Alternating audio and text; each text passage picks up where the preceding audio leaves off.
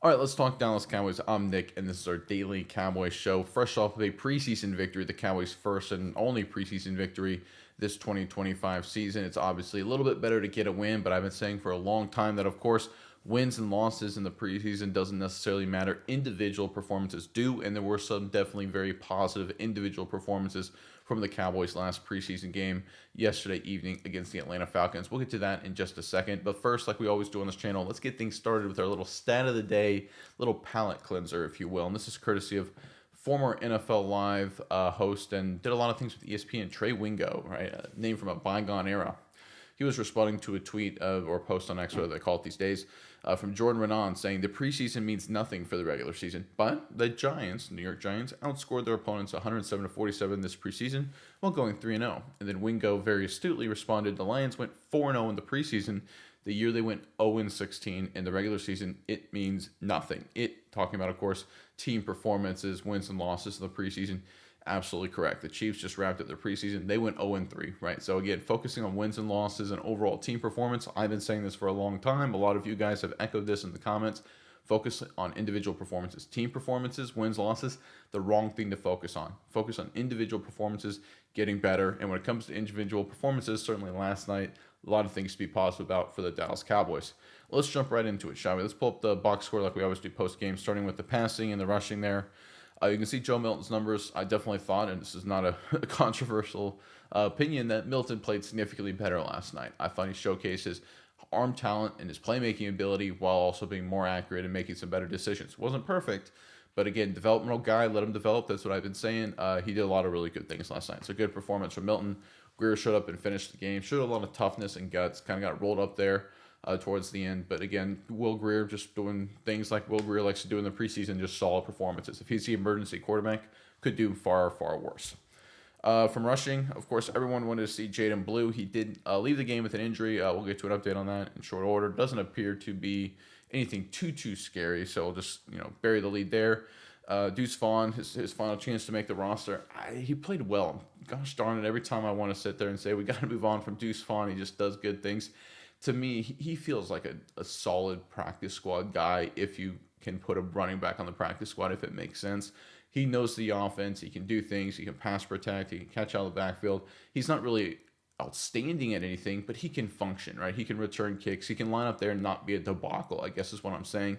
From that, in terms of an emergency running back and kick returner to just hold on the practice squad for a season, maybe that's what Deuce Vaughn is, right? And I think that's all he should be. I don't think he should make the final 53, but he played well. Milton had some really nice runs in there. Again, Blue, I think, played very well, showed some burst. There'll be a film review of Jadon Blue coming short order whenever the film drops for this game, hopefully sometime today. So the film review may not come till Sunday or Monday, depending on when that footage gets released. But I thought he played very well. I thought he wasn't perfect, but showed good burst, ran pretty hard, scored a touchdown, of course. So a lot of good things from the young running back in his debut. Deuce Vaughn didn't play a lot because I think they wanted to give. I'm sorry, Phil Moffitt didn't play a whole lot because they wanted to give more touches to Blue and give Deuce Vaughn his chance. But when he did play at the end of the game after Blue left with injury, Phil Moffitt looked good. And then we just got a little bit of action from Will Greer, Malik Davis, kind of combined them into one person there, but nothing too much from those guys. All right, talking about the defense here, you can see. Not a whole lot of high-level players, of course, because this was a lot of third and fourth stringers trying to make their case here on the roster. You see Mike Smith, Johnson, Rochelle, OJ Moody right off the bench being active a lot. Justin Barron had a really nice day, the undrafted free agent linebacker. Darius Harris, I tell you what, special teams guy. I want him to make this roster if he can as a special teams guy. I think he's a good special teams player. But there you go, about halfway down, Shamar James. This guy's a stud. This is the MVP of the game. He had a good pick, made a lot of good plays. Again, we're talking about a rookie. We're talking about a deep linebacker room. I tell you what, this guy is the future. I think Leafau, Overshown, and Shamar James starting in 2026 is the future of this linebacker core. I really believe it. He's a playmaker. He flies around. His potential is off the charts, guys. I've been high on Shamar James since the day Dallas drafted him. I just had a chance to watch a lot of him play college football at Florida, and I thought he was an undervalued player coming into the draft. So I'm a little biased, I will admit that. But boy, whether it's been training camp, whether it's been preseason, all he's done is make plays. Did a film review of his performance against the Ravens. Check it out on the channel if you're interested in a deeper dive. But I tell you what, this kid, Shamar James, he is a special player. Another really great game. if you get past the Ezra Rakus and get past the Bookers, of course, the headliners of the draft class, I know a lot of people look at Jaden Blue and say, listen, he's sort of the guy, he's sort of a key point outside of those two guys. I think Shamar James, honestly, outside of first and second round talent here, is the best football player currently from the Cowboys draft class, right? He is that good. And it's not just me saying that. A lot of people are. So I'm not like, being a contrarian voice in the wilderness here. Shamar James had a great game. I think he's a great find by the Cowboys. Winfrey at defensive tackle. Again, he was an active player, pass rush, did some decent things in the run game. I think he's a guy who's a chance to make the roster. Houston, again, just keeps showing up, the veteran. I mean, boy, he's going to be really hard to keep off the final 53 for the plays he's just making. He just continues to make plays. Keeman Hall, good tackler, right? I mean, he's proven his value there as a tackler in the secondary. And then Mozzie Smith, right? The much maligned Mozzie Smith had a really nice day. At least watching the broadcast footage in the first half, the Cowboys' run defense was extraordinary, right? So again, this is what we wanted from Mozzie Smith. This is what we've been waiting for, right? He's playing against backups, of course, with the Atlanta Falcons, but he went out there and had a really, really nice first half. Now, granted, it's one game, and that's been sort of the knock on Mozzie Smith, at least what I've had, is that he'll have a really great game. I look at New York Giants in New York last season, and then he'll surround that with 3 or 4 really rough games. And we'll have to see the film. We'll have to look at, exactly how he played snap to snap. But just my initial impression was that he played very well, and he may have saved his Cowboys career. It's still up in the air. I'd still lean probably 70-30 that he gets released, but we'll see what happens. He put together a really nice performance, needed to step up, and he did just that. Credit to him for getting it done in the clutch there for his career. All right, talking about the Jaden Blue injury, John Machota posted after the game, Cowboys rookie running back Jaden Blue on his ankle injury. I don't think it's nothing serious. I've had ankles rolled plenty of times. I feel good right now. Other Cowboys members, I think Schottenheimer said pretty much the same thing. So will he be ready for week 1 against Philly? That hasn't been sort of determined one way or the other, but it doesn't seem to be anything serious. So I think that's a good sign there. Look, Sanders didn't play. Does that mean he's basically on his way out? Probably not. Probably make the final 53 at least to start the season. Feels like to me Phil Moffitt's a practice squad guy. Deuce Vaughn's a practice squad guy. And they're going to go with Williams, Sanders, and Jaden Blue, with Moffa probably to eventually move up as the season progresses. That's my feeling right now. If you told me today what the Cowboys were going to do, the other option is they're going to cut Sanders and then move Moffa up, right? I think that's the other option the Cowboys have. And we'll have to see what they actually end up doing here. There's still obviously a lot of things that could happen, but it's clear Williams is a running back 1. I think Jaden Blue's injury here and the variability there makes me think that Sanders just has a chance to stick on this roster a little longer than people think, right? I know a lot of people view him as a definite cut candidate, but he didn't play last night. So I think the Cowboys say, listen, for at least the early part of the season, we want to go with the veteran, right? We want Blue, Sanders, and Williams to be kind of our three-headed monster here at running back. And I think that's what they're going to go with. And I think that's not a bad approach. And kind of integrate Moffa as the season progresses. I don't think that's a bad idea, especially with some uncertainty around Jaden Blue. You don't want the beginning of your season, right? You already have a rookie right guard, right in Booker, and you're going to have a backup left tackle potentially. Nathan Thomas making his first NFL debut. Hopefully, guy returns for week 1. If not, he'll be there week 2 by all reporting. You don't want, in a new scheme, of course, let's not forget that, you don't want to throw now 2 rookie running backs into the mix for pass protection and other kind of packages and things like that just to get your $60 million man potentially killed behind center. So I understand going with the veteran running backs, at least for the early part of the season, the month of September, and I think that's what the Cowboys are going to do. But Jaden Blue, if he's healthy, he should play and probably will play. A good sign that the injury doesn't appear to be too serious. Have to wait for some final reporting that should come out later today. All right, so just to highlight the importance of the preseason, or the lack thereof, this was courtesy of Nick Harris at the Fort Worth Star-Telegram, a good follow on X. You should definitely check him out. Here are the players that didn't suit up for warm-ups, right? There were other players that suited up and warmed up but didn't play. But these are just the players that didn't even warm up, right? It tells you how serious the Cowboys treated this game. And the Falcons didn't exactly treat it super serious either. But you look at the list here: quarterback, Dak Prescott, Javonte Williams, Miles Sanders, Hunter Lipke, CeeDee Lamb, George Pickens, Turpin, Mingo, Tolbert. Now, Mingo is hurt, but just important highlight there. Ferguson, Spanford, Schoonmaker, John Stevens Jr. I think Spanford, Schoonmaker, and Stevens Jr. are injured. Booker, Steele, Cooper Beebe, Tyler Smith, Tyler Guyton. Guyton is injured, and Sadiq Charles. Sounds like Sadiq Charles is going to make the roster potentially. It's good for him. Then you got Micah Parsons, of course. Then Neelan, Osadigizua, Solomon Thomas, Dante Fowler, Ernest Brown. That's an interesting name. And Sam Williams. And then linebacker, you got Overshown, of course, he's hurt. And then you got Sanborn, Murray, and Devon Clark. Sounds like Clark made the team. And then you got Bland, Elam, Revel, Diggs, Christian Matthew, Josh Butler, Kalen Carson, Andrew Booth. Mix of injured guys and healthy guys there. But obviously, Elam is going to make the team. Sounds like Andrew Booth potentially may make the team as well. Now, the other thing to consider here is that they've seen enough of some of these veterans. Maybe it's Sanders, maybe it's Booth, maybe it's some other guys where they're like, hey, listen, there's no point in you taking reps. We know who you are. So maybe they are going to get cut. So just because they didn't warm up, just because they didn't play, doesn't mean they're 100% safe. I look at, of course, Andrew Booth being a preeminent example of that, but I think it's a good sign for him to at least be stashed on the practice squad. Andrew Booth, I think, is disappointing in terms of, not to be critical of him, but it speaks to the injuries at the cornerback position where the Cowboys just look around and say, listen, we just need bodies that can line up and play, right? And he did get a pick six and has had an up and down camp, undeniably so, and he is not a good NFL corner. He's proven that in every action he's had throughout his NFL career, certainly with the Dallas Cowboys. But when you look at the injuries and all the issues they have with a number of, with Diggs, Carson, of course, Savon Revel, you look at Butler, of course, he's another guy on the list.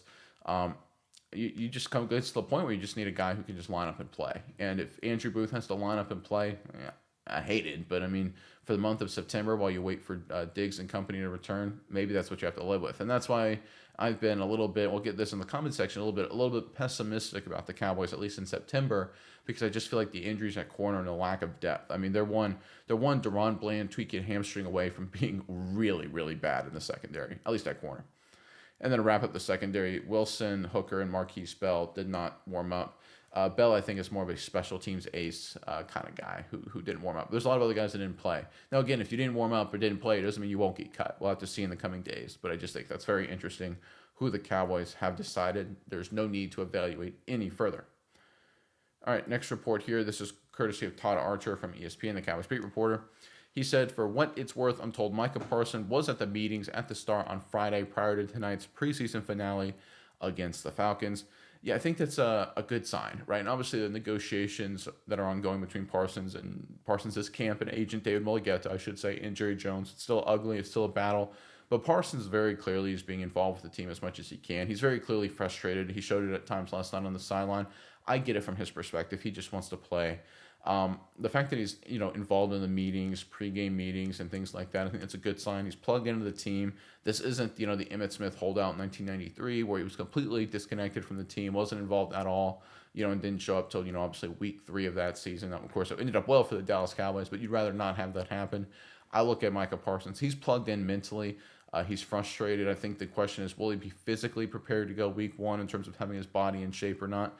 Big question there, but I will say the one positive is for Dallas this year is they have a lot of depth at edge. So if you look at Parsons and say, listen, he can only play, let's say, 50% of the snaps he normally would have, they've got enough depth pieces, right? Maybe instead of him playing 50 snaps and Fowler playing 10 and Ezeraku playing 10, I'm making up numbers here, he can play 30, Ezeraku can play 20, and Fowler can play 20, and they can kind of just separate it a little bit like that, at least for a few weeks. Again, that's not ideal, and one of the other reasons why reason to be a little bit pessimistic for the start of the season for the Dallas Cowboys, but it's not the end of the world. And maybe he already is in great shape. I mean, he's kind of a freak of nature here, freakish athlete. But I look at Parsons being involved in meetings as a good sign, right? Again, he's a guy that wants to play and is expecting to play, and Schottenheimer said as much.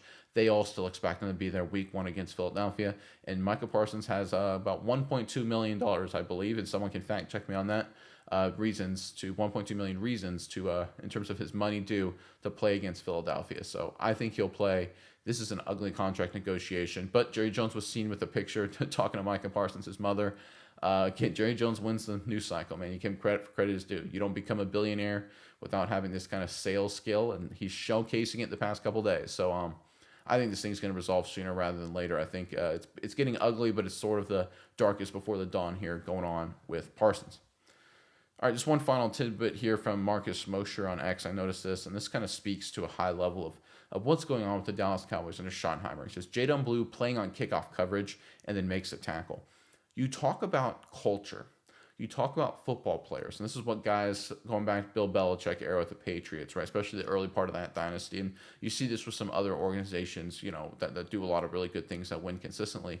This is awesome to see. You've got a rookie who's expected to be a big part of the offense. You've got a guy who's ahead of the depth chart, ahead on the depth chart, of Deuce Vaughn, of Malik Davis, right? A guy who's supposed to be in the fan base and the media saying, listen, he's going to be a key part of this offense day 1 for the Dallas Cowboys at the running back position.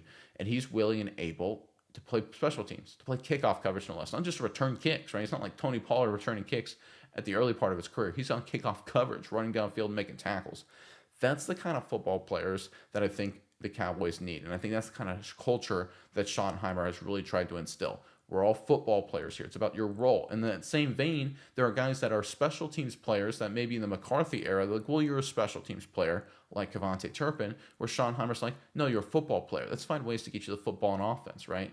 And that's what we're going to see with the Cowboys under Schottenheimer. I think that was a culture shift from what we've seen Jason Garrett, Mike McCarthy on to Schottenheimer now, in terms of we're changing from the era of, well, you are who you are in terms of positional, in terms of capability, in terms of performance, to you're a football player, and we're going to find ways, if you're doing good things, to get you on the football field wherever we can. I look at the Bones Fossil, the former special teams coach. He did a little bit of this with like the crafty fake punts and things like that, which worked out in some cases. In some cases, it didn't, led to penalties and some miscues. But I look at the fact that the Cowboys collectively appear to be using every single asset they have on their team as a football player, not just a, hey, you're a running back, or hey, you're a receiver, or hey, you're just a punt returner. And that's a welcome change. You only have so many players on the roster. A lot of players have great skill sets. I'm excited to see this from the Dallas Cowboys. Jaden Blue, will he play special teams from the regular season? Maybe, in terms of covering kicks. I kind of doubt it. But the fact that he's willing and able, and the fact that the Cowboys want to put him there, at least for the preseason, to evaluate him there, I think it's a good sign when you talk about the overall culture and where the Cowboys are heading. So give credit to Schottenheimer for this move. All right, let's get into the comments from yesterday. We'll get started with our member comments, or I'll say member comment, I believe, from David Dobbins, 5887. He posted, I can't get any sense of this team in terms of wins and losses, so I can't possibly consider predicting wins in terms of the Cowboys' performances. So this goes back to yesterday when I talked about DraftKings Sportsbook giving the Cowboys predictions of wins at 8. I said that felt about right. I said 8, 9, 9, and 8. And thanks for the comment, David. David's a member. All members get priority comments. If you're a member, I will always shout out your comments and respond to your comments on every single video. Every member, every video. If you comment, I'll respond to it. More perks will come in the future. So if you want to make sure you get shouted out every video, become a member. There's going to be a link in the description box below, as well in the comment section. But yeah, it is one of those things where I will say, and I can be a little bit more pessimistic. I'll admit that. There was some comments about that. That the Cowboys, there's a real chance they could be very good, right? In terms of skill players offensively, they could be outstanding. I mean, they've got the two best receivers duo potentially in the NFL. Ferguson, if he returns to 2023 form, is a stud. Running back room is better. Offensive line should be significantly better. Coaching staff, in terms of play calling strategy, should be better. Utilization of guys like Turpin, right? So again, you come into a situation where there's a chance the offense will be significantly better than it was last season. And that could be enough right there in today's NFL to get you to 10 wins, just that alone. And you talk about defensive improvement, right? Maybe a little bit healthier, right? Depending how things go with Parsons in the secondary. Linebacking core looks so much better. Edge rush group as a whole is one of the best in football. So you look at overall as a team, special teams is still good, of course, with Turpin and Aubrey. We saw that last night. Good Lord, 64-yard field goal, I believe, from the outstanding kicker. Made it look easy. There's a real path to 11-ish wins. There really is, to be totally fair. But I also could see some areas where this team could go down quickly, and I think that's because they're so top-heavy, right? They're one significant, 6 weeks of CeeDee Lamb, 4 weeks of Deron Bland or whatever, right? And you're just like, oh my goodness, what's going to happen here? The talent is there, and the chances are there, if this coaching staff gets off to a hot start, for them to be a lot better than people think. I agree with that. There's a chance this feels 2021 Cowboys, where they go on a little run early, they finish 12-5 and win the division. There's a chance the Dallas Cowboys of 2025 could follow that same model. I personally think it's more, and I've said this a bunch of times, it feels more, 2013 Dallas Cowboys. It feels, kind of 2006 Dallas Cowboys, where, they just missed the playoffs or barely make the playoffs, win 9 games, win 8 games. That's my personal feeling, but there's a good chance I'm wrong. So depending on how things go, they could really exceed expectations. Terrence Liebird, 8655, commented on that same vein. With a good running, the Cowboys will make the playoffs. I think a good running game is what he meant to say. The Cowboys can go 11-6 or 10-7 because, in spite of public opinion, they have talent on both sides of the ball. They certainly can. And again, I'm a little more pessimistic than some, but I will say DraftKings agrees with me, so I'm going to cite their opinion because they agree with me, right? But like I just said, they certainly could, win 11, 10 games and make some noise in the postseason. They definitely have the guys to do it. They have star power for sure. This is from Billy Collects commented, I'm all for extending players early, but at the same time, everyone always blames ownership for everything. You have to realize that there are sometimes dealing with agents that are horrible people and are hard to deal with, so it's not just a one-sided deal here. That's very insightful and very important to understand, right? I think it's you understand that a lot of these agents are very brutal. The way owners are tough, hard, brutal negotiators. You don't become an owner or a GM by being soft. The agents, you don't become a high-powered agent by being soft either. So you're talking with very brutal people here on both sides of the deal. Very tough situation all across the board. These are the agent gets paid money for these kind of talks, right? And the owners and GMs get paid, or the owners got rich and the GMs got paid for having these kind of talks as well. So we're talking about tough people, tough negotiations. Blaming ownership for everything is, again, it's very short-sighted. Oh, why won't Jerry Jones just do this? I see something on social media all the time, and I've asked this question about 5,000 times because you get. I'm going to be very mean here. You get some idiots, especially people that don't follow the Cowboys, that say things like, "Well, Jerry Jones should just pay Micah," and my answer is, pay him what? Right? Don't be an idiot. Be smart. Be smart. You're a smart person. Hopefully, if you're on social media, if you're covering in the NFL, what should he pay him? Give me a number. What should he pay him? How much guaranteed? What should the contract? And just say, no, well, he should just pay him. No, you're just not very smart. And that's an important thing to understand. You get people that don't understand the situation, that just hate on ownership, especially if they're outside Dallas and don't understand. You actually have to, the numbers matter, guys. Now, you can blame Jerry Jones for how he's handled situations and deals he's made in the past. That's certainly very fair. But there are people sort of outside the talking heads, especially when you get on the ESPNs and Fox Sports of the world, that say, well, Jerry Jones should just pay Micah Parsons. If you don't say what, then it doesn't matter, right? Because Jerry Jones could give Micah Parsons a $150 million check today, and they'd reject it. $150 million check. Here you go, a wire transfer to your account. And David Mulligetta would reject it. He wants a lot more than that, right? So it's important to understand here that's what's going on. And I think that's a good comment from Billy there. Billy Collects. Talking about going back to the win predictions, they had Philadelphia, I think, at 11 wins. And Troll Puppet Master 6878 commented, Eagles is low. I disagree. That's about right. Eagles' schedule is brutal. Don't be surprised Eagles don't win 11 and end up fighting for a playoff spot. I do think the Eagles this season, just my personal vibe on Philadelphia, is they're going to take a step back. I mean, they had sort of a magical season with two additions. Linebacker Zach Baum, Defensive Player of the Year candidate, and of course Saquon Barkley. And they don't need to drop production to terrible, but if Barkley and Baum progress towards the mean, right, you can expect, maybe I'm proven wrong, but you can expect for Barkley to have 2,000 yards rushing again. He could have a 30% decline in production, right, and rush for 1,400 yards, lead the NFL in rushing, but that's still a 30% decline. I mean, that's a win out of the Philadelphia Eagles right there. You could have Zach Baum regress towards the mean and still be a good linebacker, but if he's not a Defensive Player of the Year candidate, then that's another win right there. And we're not talking about collapsing. We're talking about just both these guys still playing good football, just not playing incredible lights-out football. And you could see a few wins fall off the board for Philadelphia.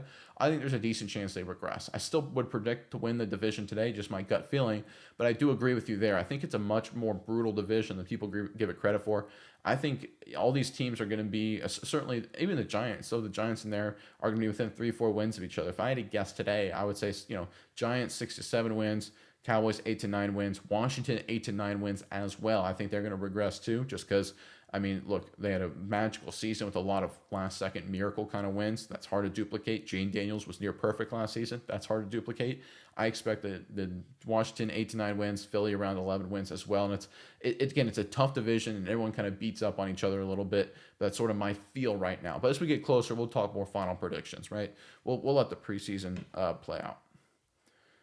D Jackson 8407 8047 commented, bro, what? You do understand at some point in the season we'll have a defense with Micah, Bland, Diggs, Fowler, Overshown, Revel, Donnie, Sam Williams, James Houston, and Nealon Wright. And don't get me started on the offense. And 8 wins, bro. Get another hobby and stop rooting for my team.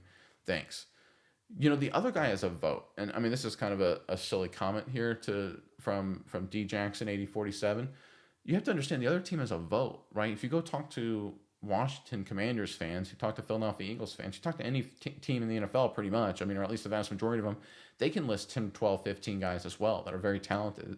It's not like the other team has a vote. And remember, the Cowboys won a lot of games last year when Cooper Rush was a starting quarterback, right? This is hard. The NFL is so freaking close in terms of competition. Every team has talent. Every team has studs. You can look and be a fan of a team and say, oh, we got all these good players. The other guy has good players too.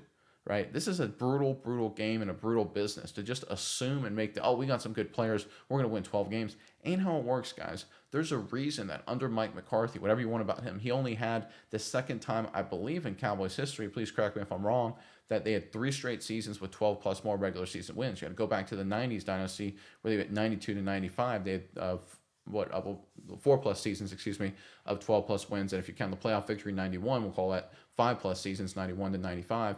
You look at 3 straight years with Mike McCarthy, right? That's the only other time that's happened in Cowboys history to get 12 plus wins, at least in the regular season, for back to back to back years, 3 consecutive years. That's hard to do, guys. The NFL is a tough business to expect, oh, I've got just guys on my team that are good. The other guy gets a vote, guys. That's important to remember. Lawrence Hatcher, H5F, commented, I get it, everyone needs an agent, but Micah Parsons is the CEO of himself. He's in control. You know what he wants as far as money or anything else. I think that's a fair point to bring up. Does come down to Micah Parsons, but I will say this. A lot of these guys that are football players, they want to just be football players, and they kind of delegate this side of their business, I'll say it like that, to agents. So I know Michael Parsons could fire this agent, could hire this agent, could give the agent direction, but it's very likely, especially based on what Parsons puts out publicly, he just wants to play football. He's not big into this kind of thing. He's delegated that to his agent. So yes, well, I agree, technically the rubber meets the road with Parsons. I think give him a little bit of leeway here because I think all he wants to do is play football, and he's allowing the agent to just handle this entire thing without him, basically. Now, whether that's right or wrong, I'll let you decide, but I think that's just what's happening here. This is from Steven Vanover, regular commenter. Truly appreciate the content. Keep them coming. Thank you, Steven.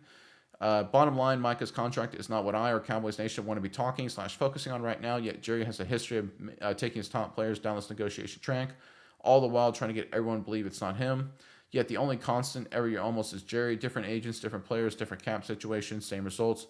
Overpay on the contract while negatively impacting the season preparation and the relationship between the player and the team. History repeats. Jerry will be Jerry's son is coming up in the East tomorrow. I think that's a good point, but to be fair, and I brought this up before, and yes, Jerry Jones has done this a lot, it's resulted in Super Bowls a lot. Now, you can make an argument that, like, for example, the 1993 Emmitt Smith holdout, they were a really stacked team. So, I mean, that wasn't like, Jerry Jones almost blew up that team, right? You can make that argument that it was his fault they didn't win a Super Bowl that year, almost, if that holdout would have lasted longer, for example. But the reality is, and this is probably sort of the cruel sort of with irony of what happened with Jerry Jones with Dallas, is because he won early, everything he did early, he's like, oh, we can win when we do this. Big contract holdouts with superstars, no problem. We won a Super Bowl in '93 with Emmitt Smith. So he kind of got taught bad habits, if you will. It's kind of a weird situation.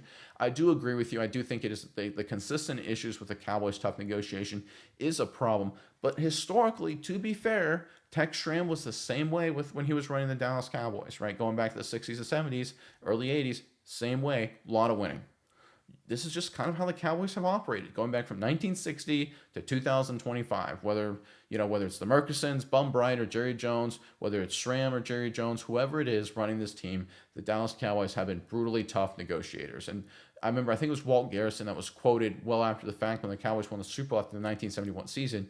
He said, listen, we won the Super Bowl that year, but just all the issues we had, and there was a lot of issues with Schramm and the leadership, talking to a lot of players, especially running back Dwayne Thomas. He said, we won the Super Bowl, and it just about destroyed the team. Everyone was pissed off, right? So it's one of those things to consider. These negotiations, these things, just part of football, just part of being the Dallas Cowboys. Some people say it's a distraction. It might be. I tend to think these players kind of just put it in the business side and go out and play. That's my personal feeling. All right. This is from JCogs84. Blame the agent all you want, but it's Micah being greedy. He owns the agent. And then he just repeats more of the same stuff there in the comment. Yeah, I think that's part of it, right? You could sit there and say Micah could fire the agent. T. Higgins did fire the same agent before. We'll see if it comes to that. The rubber does, the buck does stop with Micah Parsons. That is 100% true there. But it does appear he's delegated the business side completely to David Mulligata. It appears is what's happened here. XDucky5301 commented, what moves would you make if you were the GM? Love the content and the consistency. This is sort of tough. Sort of a bunch of different directions to go with. I think for me, I keep Mozzie Smith as a backup defensive tackle. and you look at Winfrey to start the season, and Toya as a practice squad guy, and just see what happens there. Give Toya reps, depending if one of those two doesn't work. Look, I think Maffa and Deuce Vaughn are practice squad. If you don't have room for Vaughn, you cut him. I think you look at wide receivers. Trayshawn Holden, okay last night, but had some penalties, had a drop. I don't think he makes the roster, maybe the practice squad.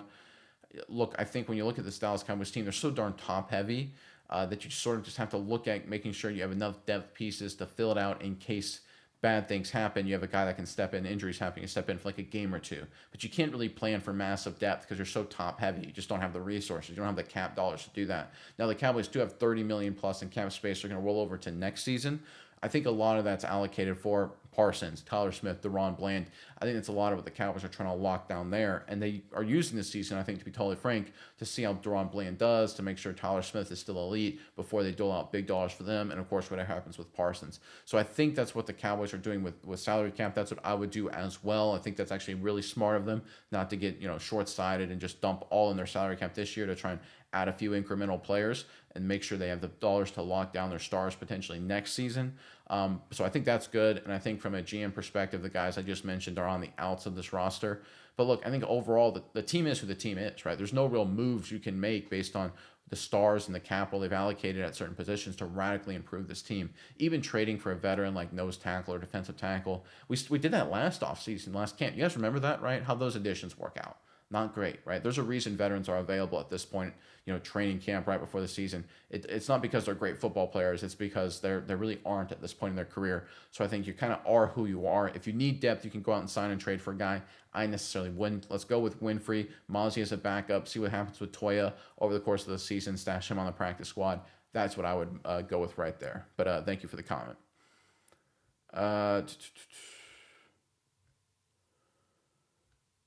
Daniel TY87V commented, if Dak goes back to form, they dominate. There is no easy road to the Super Bowl. That is true. If Dak Prescott plays like 2023, Dak Prescott, they'll win 12 games, right? I think that's fair. I think it's just new offense, new scheme, things like that. Rookie offensive lineman in terms of Booker, guy in a left tackle. I think, I'm wait and see mode. I'll say like that with Dak Prescott. I think he'll be good. Will he be 2023 good? We'll have to wait and see. Bubba Baker 6244 said, screw all the noise that they make and we make. Let's just be fans, at least for the first monster game. Piggly, if we give them some love, it won't kill you. Come back to earth. Let's party like it's 1993. They could win. Let's end on some optimism, guys. I love the comment. I love the optimism. Football is just less than 2 weeks away now, guys. So that is exciting. So let's end on some optimism there. Great comment from Bubba Baker 6244. All right. Look, we saw a lot of good things. We'll have to wait till the film drops and the analytics drop from the last preseason game, but I think a lot of positive things. Some guys didn't step up. But again, I want to wait till the film drops before I'm too critical of some other guys that I wanted to see more of potentially. So I don't want to jump the gun because sometimes some guys, it looks like they didn't do well on broadcast footage, and then you realize, oh, that was a misnomer. They had a great game. It just, for whatever reason, just didn't show up on the broadcast. So want to hold any criticism until more details come out. But look, Mozzie Smith, good game. Maffa, limited reps, did well. Blue, limited reps, seems to be fine after the injury, did well, right? You look at a lot of things we wanted to see. Like you look at Houston stepping up. Shamar James is a young superstar. A lot of good things for the Cowboys to end the preseason on in terms of individual players. Like I always say, let's use the preseason to evaluate individual players, not team performances. And a lot of individual guys did well. And even Joe Milton, nice bow on the preseason from his perspective. We'll see as more data drops over the coming days as we get ready for the regular season. And until then, I'm Nick, and this is Saturday Morning.